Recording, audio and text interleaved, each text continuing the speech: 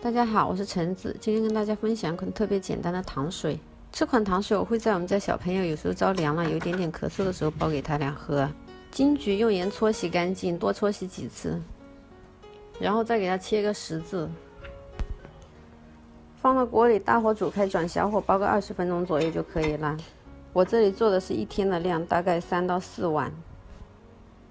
煮的差不多了之后呢，就把冰糖放下去，再煮一会儿，把冰糖煮融化就行了。这个喝起来是有点甜，但是还是有点橘子的涩涩的味道的。然后喝的时候呢，我会压一下这个果子，尽量把果肉压出来，那个皮就太难吃了，一般都不吃的。他们1天喝3、4次，我家2个小朋友都喝过，还不错。